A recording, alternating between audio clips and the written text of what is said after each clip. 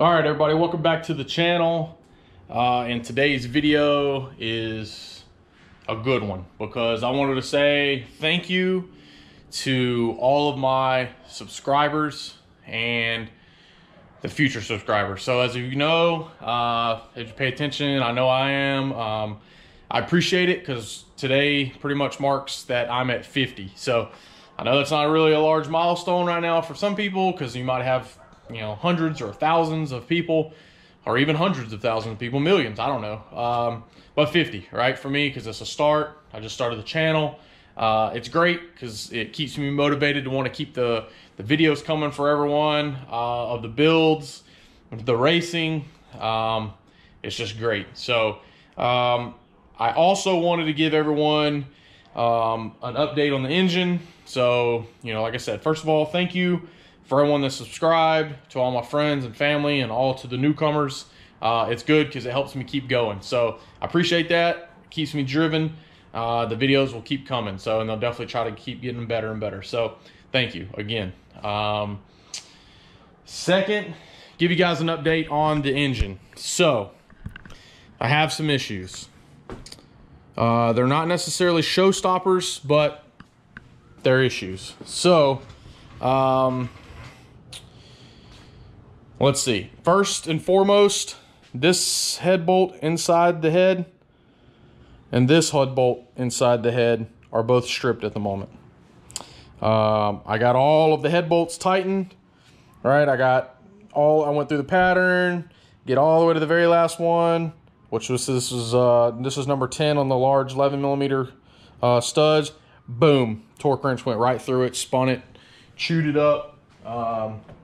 Pulled the threads, you know, directly out of the block, which is great. So I ended up taking all the studs back out, and I have ordered a Orth Time Cert thread repair kit to do this. Now, if anyone's ever used one of those Time Certs, you know that they've already tested to show that those type of repairs with those good Time Cert thread repairs, that they are actually better and hold more clamping force than a traditional hole drilled out into a block and tapped and threads are cut. So theoretically, this hole and this hole inside the head, those two heads, are studs, excuse me, will actually be stronger than the rest of them. So I hope I can put the studs back in after I do the repair, and we'll be good to go. If they'll take the torque that ARP suggests, which was 80 foot-pounds,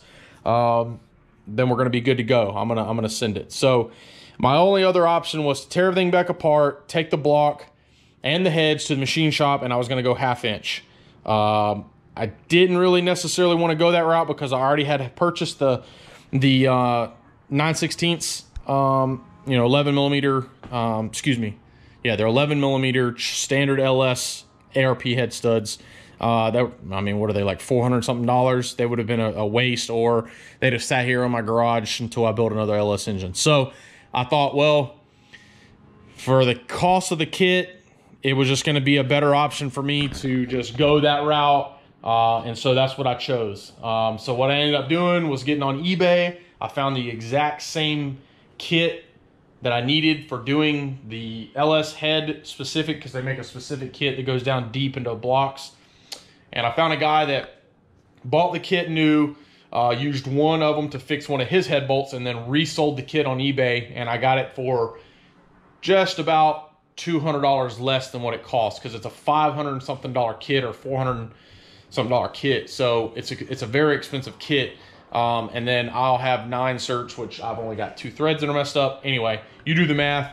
Boom. That was going to be the most cost-effective way to do this.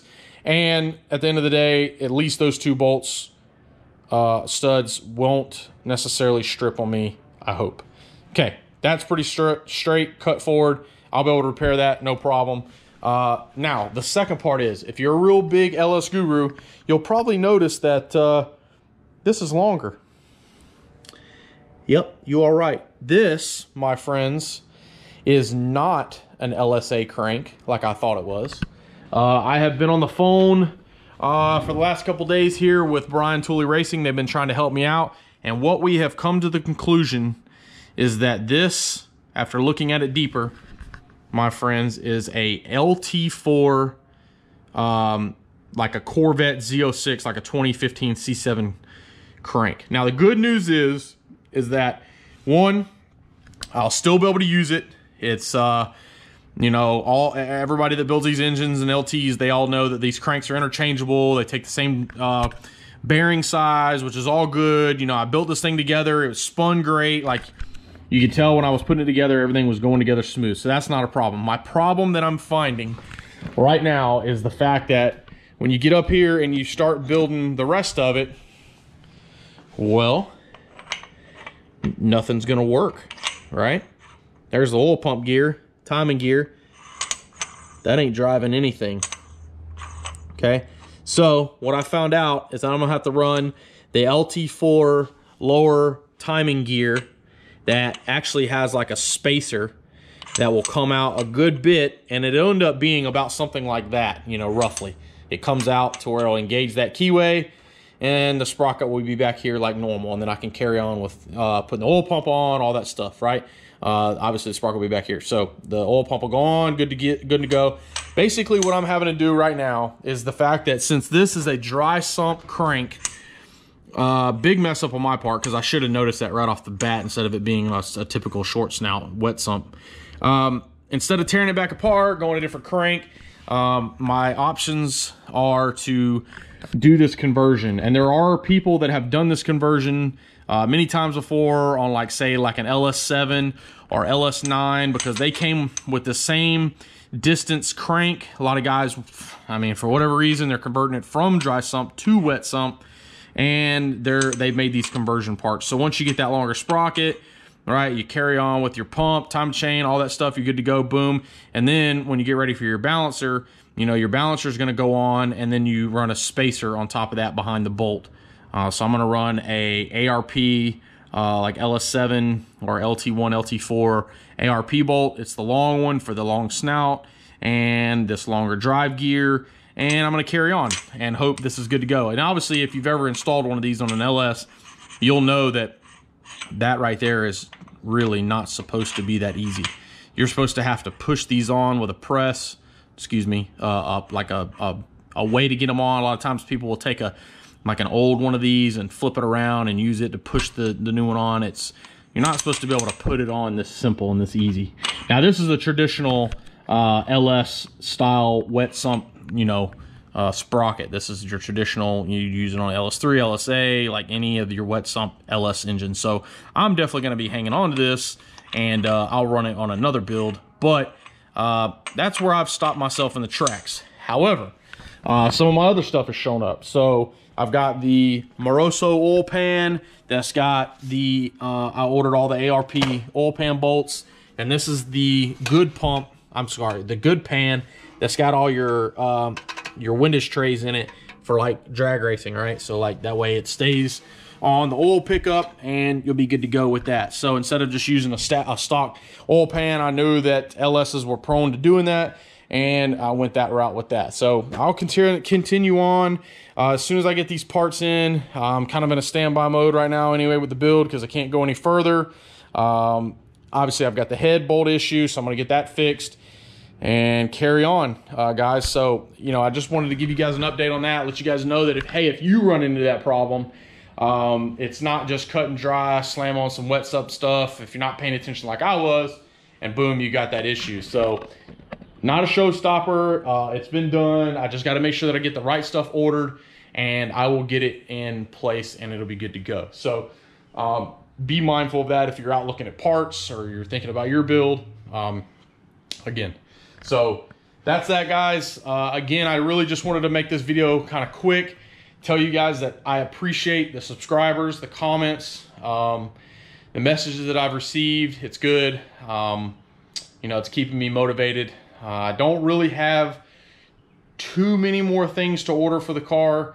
It's actually going to be coming together pretty quick.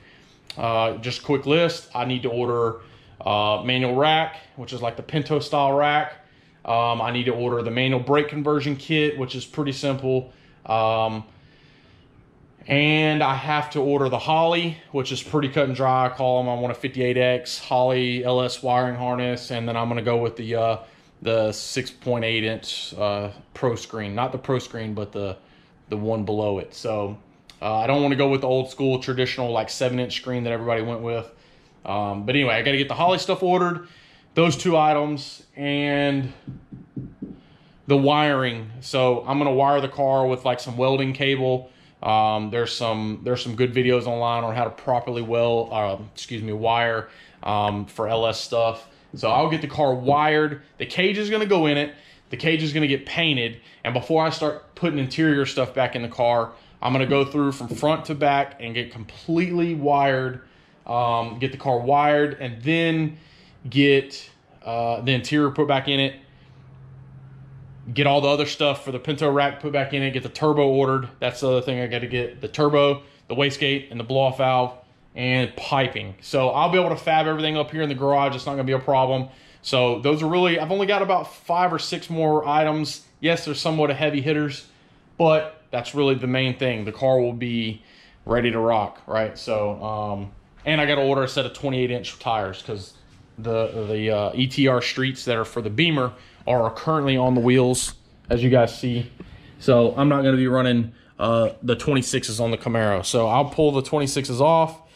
I'll buy another set of wheels for the Beamer, put the 28s, make sure they're going to clear, and that'll be good. So making progress, guys. I just wanted to let you guys know. And again, I appreciate it. Thank you for subscribing. And please, if if you're just watching the channel, hit that subscribe button. Help me get larger. The videos will continue to come, and make sure you like all the videos, and I read all the comments. So let me know what you guys think. I appreciate it, and I'll see you guys on the next video.